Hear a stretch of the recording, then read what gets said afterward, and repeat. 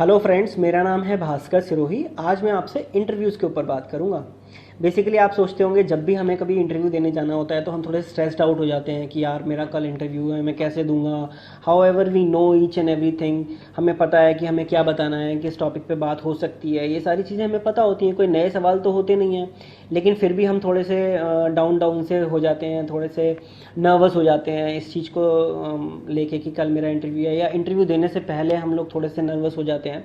ऐसा होने की बिल्कुल भी ज़रूरत नहीं है। उसका रीज़न है, देखिए, इंटरव्यू टर्म जो है उस टर्म को ही समझना ज़रूरी है। आप उसको समझ लेंगे तो आधी समस्या सॉल्व हो जाएगी हमारी। इंटरव्यू टर्म दो वर्ड्स को मिलकर बनती है, इंटर एंड व्यू। इंटर मतलब दो लोगों के बीच में होने वाला डिस्कशन, व्यू मतलब थॉट्स।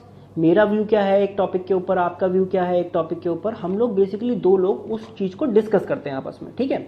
तो इसीलिए ये डिस्कशन है, इसको बहुत ज़्यादा अपने ऊपर हेड पे नहीं लेना चाहिए, because otherwise you will not be able to communicate what is required at that point of time, ठीक है ना। तो बेसिकली इसको आप लाइटली लीजिए थोड़ा सा। जो चीज़ें जानते हैं बस उनको बताने की क्षमता पे ध्यान दीजिए। बताने की क्षमता कहाँ से आएगी? अच्छे कम्युनिकेशन से।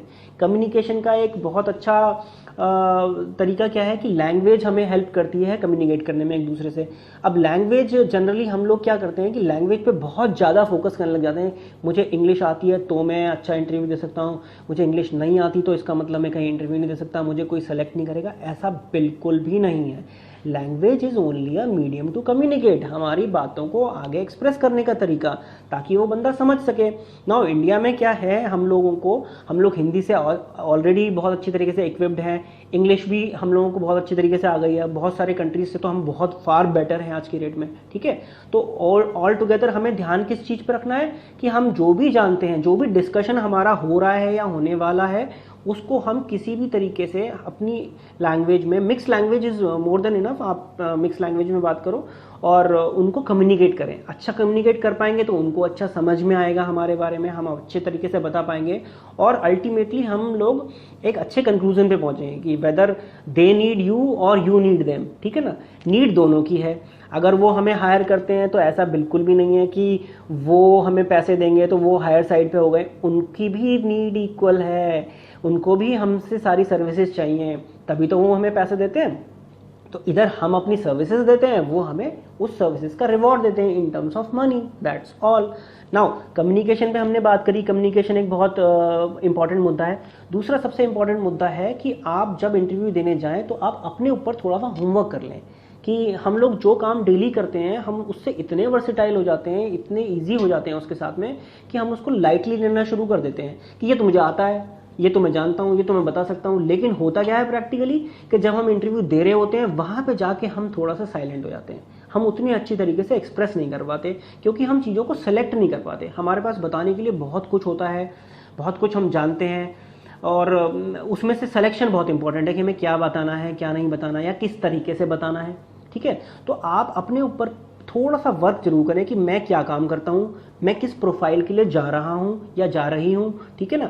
उस प्रोफाइल को रीड करें, वो प्रोफाइल की डिमांड क्या है, क्या आप उस प्रोफाइल में सूट होते हैं कि नहीं होते हैं। अगर होते हैं तो उसके लिए आपको, और अगर बेटर प्रेजेंट करना है तो आपको क्या क्या चीज़ें उसमें थोड़ी सी वर्कआउट करने की ज़रूरत है। तो बेसिकली आप अपनी प्रोफाइल पर वर्क करेंगे कि मैं क्या क्या करता हूँ, कैसे मुझे इसको बताना चाहिए। ये घर की तैयारी है आपकी, ठीक है, बहुत ज़्यादा टाइम नहीं लगता इस चीज़ में।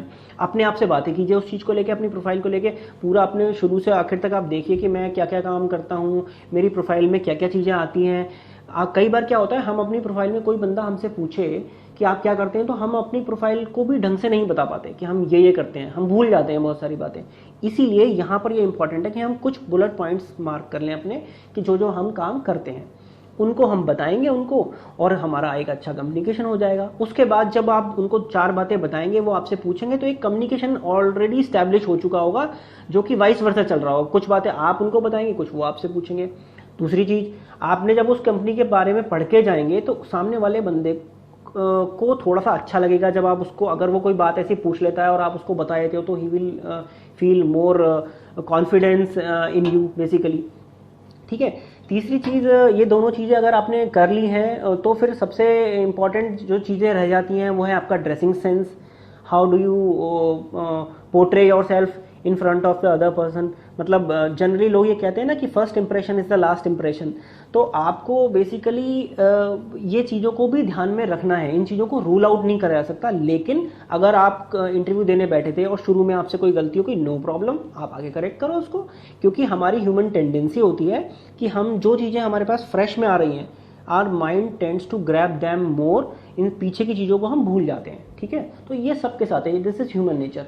तो आपको बेसिकली किस बात पे फोकस करना है कि आप जो भी कम्युनिकेट कर रहे हैं, जो जानते हैं, वो अच्छे से बताएं उसको, किसी भी लैंग्वेज में बताएं। Language is important. If at all the profile you for which you are going is a very senior profile, then English may be required, may not be required. ठीक है, तो वो आपको देखना है, उन चीज़ों पर वर्क करना है। ठीक है, अच्छे कम्युनिकेशन के लिए एक छोटी सी बात मैं बता देता हूँ। आप डेली इंग्लिश का न्यूज़पेपर पढ़िए, हिंदी का न्यूज़पेपर पढ़िए। न्यूज़पेपर आपको इतना अच्छा अपडेट दे सकता है डेली की हैपनिंग्स के बारे में।